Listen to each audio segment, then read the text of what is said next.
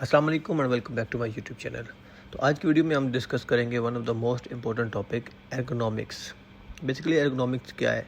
یہ ایک ریلیشن شپ کی اسٹڈی ہے کہ ورکر جو ہے وہ کام کیا کر رہا ہے، کس ٹول اینڈ ایکوپمنٹ کے ساتھ کام کر رہا ہے اور کس ورکنگ انوائرمنٹ کے اندر کام کر رہا ہے۔ اس چیز کی جو اسٹڈی ہے، اس کا ریلیشن شپ ہے worker, working environment, working equipment and type of job, اس کو ہم بولتے ہیں ایرگونومکس۔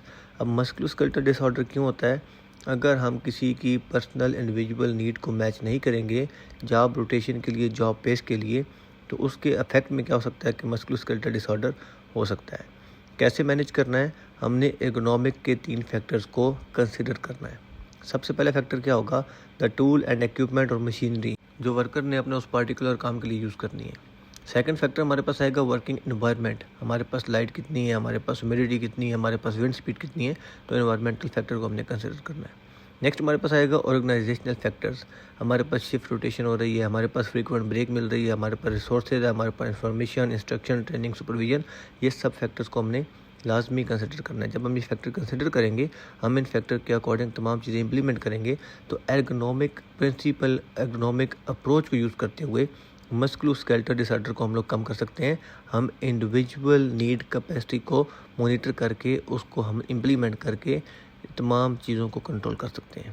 جب ورک پلیس کسی ورکر کے لیے، جب ورکنگ انوائرمنٹ، اس کی مشین، ایکوپمنٹ، ٹول اس کے لیے فیوریبل ہوں گے، ایزی ٹو یوز ہوں گے، تو اسے کسی قسم کے پرابلم نہیں ہو سکتے۔ اس کے لیے فرسٹ اسٹیپ کیا ہے؟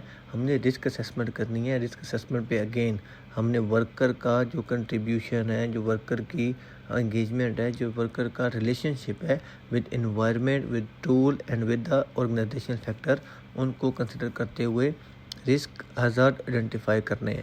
جب ہم ان پہ کنٹرول میجر امپلیمنٹ کریں گے، ان کو پراپرلی مینیج کریں گے، تو مسکولوسکیلیٹل ڈس آرڈر ہونے کے چانس نہیں ہوں گے۔ ہاں، اگر ہم ان فیکٹرز کو مینیج نہیں کر سکتے تو ایلیمینیشن کی طرف جائیں گے۔ ہم اس ورکر کو اس جاب پہ الاؤ نہیں کریں گے تاکہ اس کا جو فزیکل ہیلتھ کو رسک پہ نہ ڈالا جائے، مسکولوسکیلیٹل ڈس آرڈر کو مینیج کیا جا سکے۔ تو ایرگونومک کیا ہو گیا؟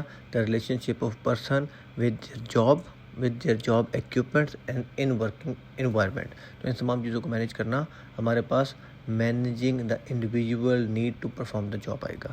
امید کرتا ہوں یہ آپ کا کافی امپورٹنٹ ٹاپک کلیئر ہو چکا ہوگا۔ نیکسٹ ٹاپک کے لیے چینل کو سبسکرائب کرنا، بیل آئکن دبانا نہ بھولیے گا، اور اس ویڈیو کو لنک اپنے تمام دوستوں کے شیئر کریے گا جن کے لیے نبوچ IGC کی اردو یا ہندی کی ویڈیو کافی فائدہ مند ہو سکتی ہے۔ آپ کے وقت دینے کا بہت شکریہ۔